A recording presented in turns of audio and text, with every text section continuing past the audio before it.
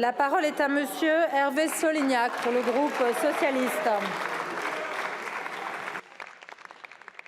Madame la Première ministre, vous nous avez fait la leçon la semaine dernière pour une motion de rejet adoptée avec des voix de l'extrême droite. Eh bien, vous voilà en position de faire adopter une loi, non seulement avec les voix de l'extrême droite, mais avec ses applaudissements. Ce ne sont pas des concessions qui sont faites en ce moment à la droite la plus dure.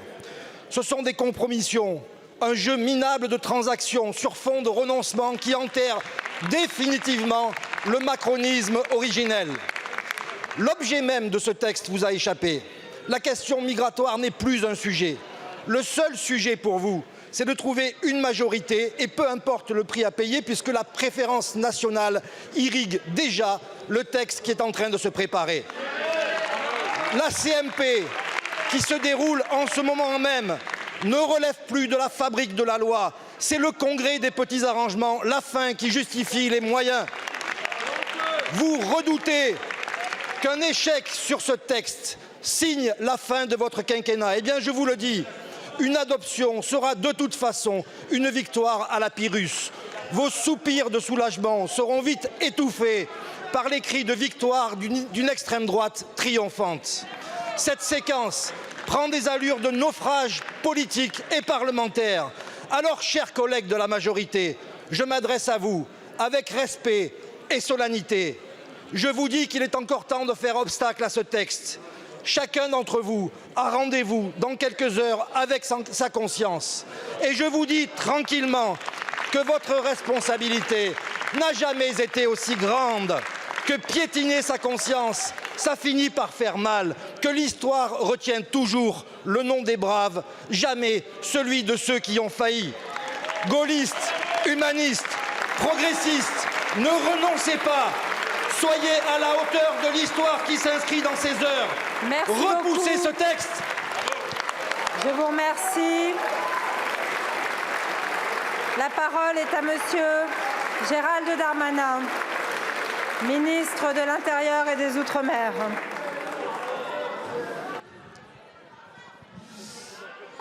Merci Madame la Présidente, Mesdames et Messieurs les députés.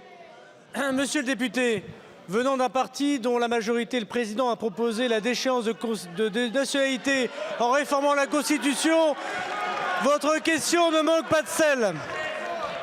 La vérité, monsieur le député, c'est que vous essayez de vous rattraper du pacte que vous avez mené avec le Rassemblement national. La vérité, monsieur le député, c'est que vous n'osez pas dire que vous n'avez pas voulu discuter du texte pendant 15 jours.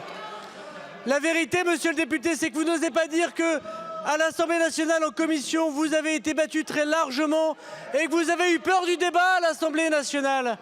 La vérité, monsieur le député, c'est que vous trouvez aujourd'hui des faux fuyants pour expliquer l'inexplicable.